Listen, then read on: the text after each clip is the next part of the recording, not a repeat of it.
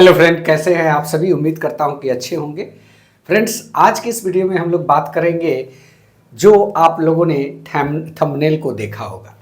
जी हाँ, थंबनेल थोड़ा उटपटांग सा आप लोग को लगा होगा। मैं जानता हूं, देख के आप लोग भी अचरज में पड़े होंगे, लेकिन मैं ये भी जानता हूं कि आप थंबनेल को देख के ही इस वीडियो को क्लिक किए हैं और आप चाहते हैं कि आखिर ये जो वर्ड थंबनेल पे लिखा हुआ है ये क्यों लिखा हुआ है।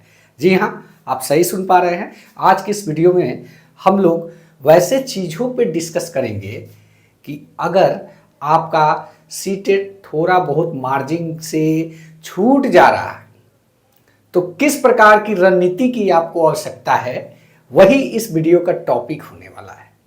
इस वीडियो को आप लोग पूरा देखिएगा, सारी चीज़ें आप लोग को समझ में आएगी कि हमने क्यों लिखा है, क्या रणनीति में आप लोगों की कमी हो जा रही है जिसके वजह से आप लोग लगातार सीटेट की परीक्षा दे रहे हैं, लेकिन एक दो नंबर, कभी ऐसा हो रहा है कि एक नंबर से रुक जा रहा है, कभी ऐसा हो रहा है कि सारे प्रश्न को आप टच नहीं कर पा रहे हैं। क्या ऐसी प्लानिंग की आवश्यकता है कि ये सारी जो चीज़ें हैं, जो रुकावटें हैं, जो बाधा है, वो ख़त्म हो जाए और आप निश्चित रूप से सीटेट क्वालिफाई कर जाए।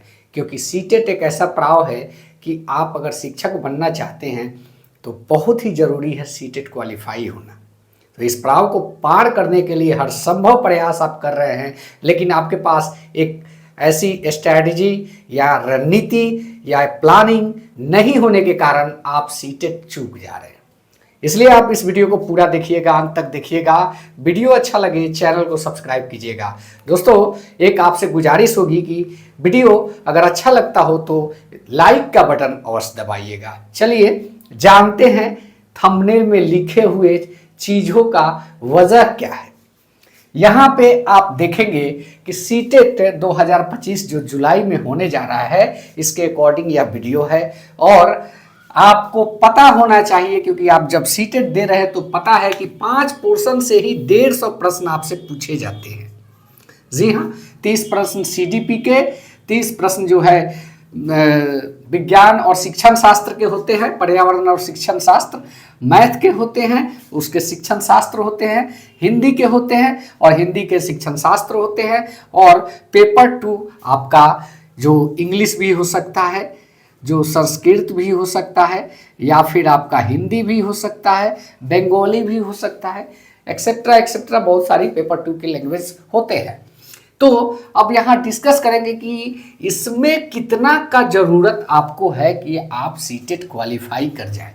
यहाँ पे 2 स्ट्रेटजी की बात करेंगे, 2 रणनीति की बात करेंगे।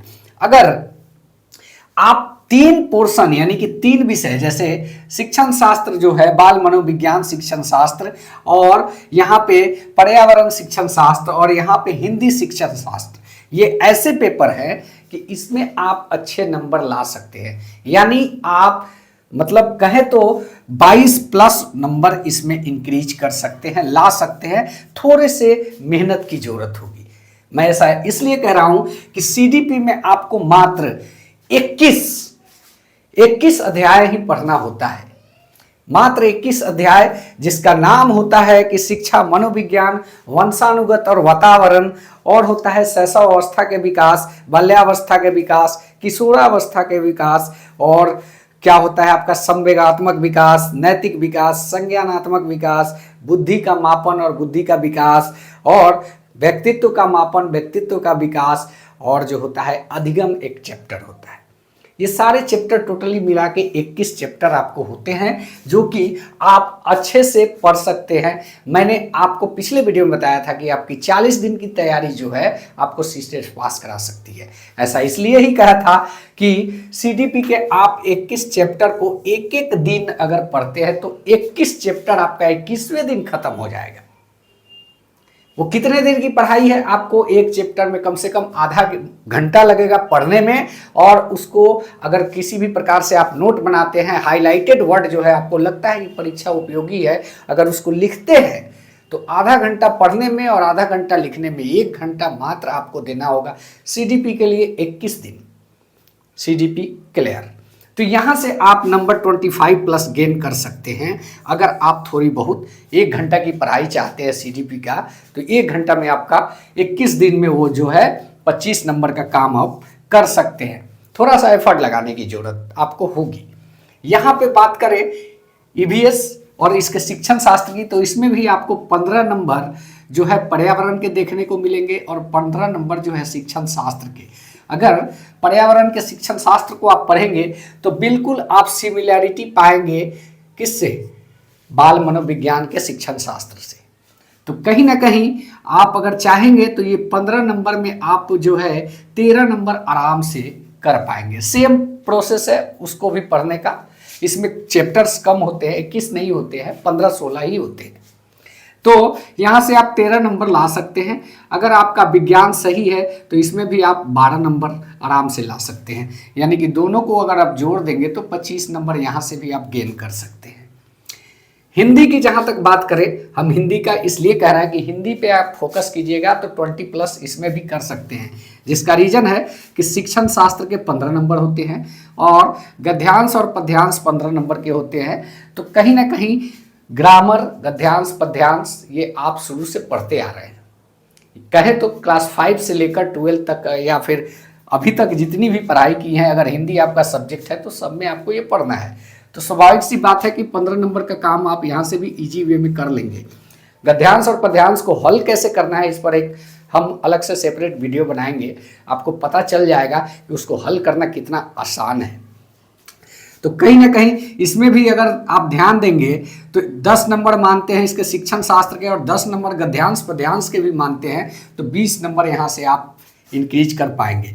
यानी कि आप इन 3 पोर्शन में 20-20 मतलब 20 नंबर प्लस लाते हैं तो आप मान के चलिए कि आपका 63, हम 20 नंबर प्लस का मतलब 21 ही मानते हैं। तो अगर तीनों में 21 आता है या फिर किसी में 20 आया, किसी में 22 आया, किसी में 23 आया, ऐसा भी आता है तो भी कोई दिक्कत नहीं। 63 नंबर तो आपके आने ही आने हैं।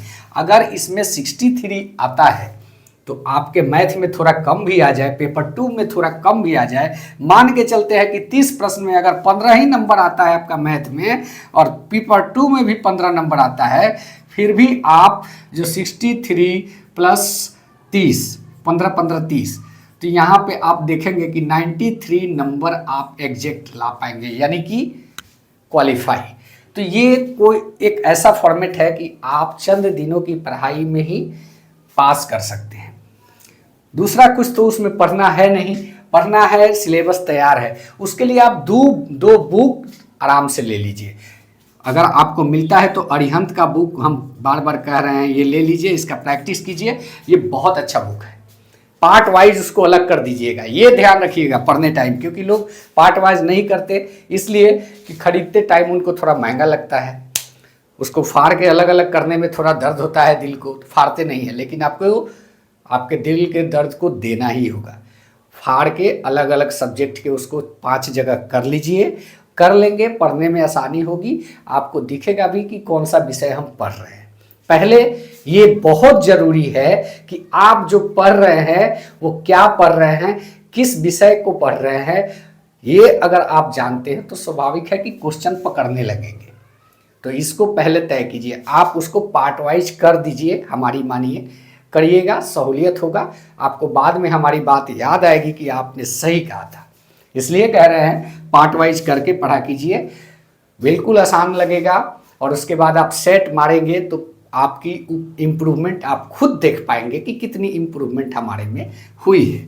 तो आप उसको अलग कर लीजिए, क्योंकि अब इसमें जो है कुछ चीज़ें हमने इंक्लूड किया है। अधिगम चैप्टर आप पढ़ेंगे तो अधिगम क्या है, तो अधिगम जो है व्यवहार में परिवर्तन है, उसी को हम अधिगम कहते हैं। अधिगम जो है सार्वभौमिक है।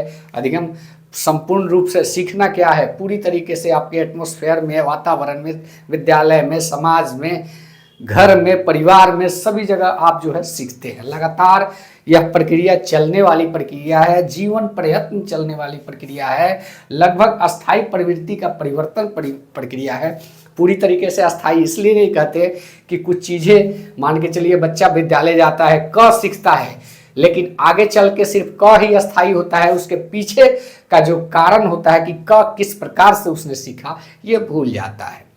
तो अधिगम जीवन पर प्रयत्न चलने वाली प्रक्रिया, सतत प्रक्रिया है, लगातार चलती है। सीखने की प्रक्रिया जीवन के साथ चलती है। और जो है अधिगम व्यक्तिगत और सामाजिक दोनों ही रूप में सीखा जाता है। अभी हमने बताया समाज में भी सीखने को मिलता है, पर्सनली भी आप बहुत कुछ चीज़ें हैं जो करके सीखते हैं। और जो है अधिगम अनुभव के आधार पर व्यवहार में परिवर्तन भी जो है वो अधिगम ही कहलाता है। जो है अधिगम अनुभव द्वारा व्यवहार में परिवर्तन लाने वाली प्रक्रिया कही जाती है। तो ये सारी चीज़ें हैं। तो अधिगम का मतलब होता है सीखना। कहीं पे भी आदमी सीखता है, चाहे समाज में, विद्यालय में, परिवार में, बच्चा जहाँ भी सीखता है वो उसके व्यवहार में परिवर्तन लाता है। मान के चलिए एक एग्जाम्पल के तौर पे हम लेते हैं कि एक बच्चे को अगर लाल मिर्च या कोई भी मिर्च खिलाते हैं तो फर्स्ट टाइम अगर वो खा रहा है तो क्या होगा, वो तीखा लगेगा, रोने लगेगा, मुंह से निकाल के फेंक देगा। लेकिन दोबारा अगर उसी चीज़ को आप रिपीट करेंगे दूसरे दिन या तीसरे दिन उसको देंगे खाने तो वो खाएगा ही नहीं।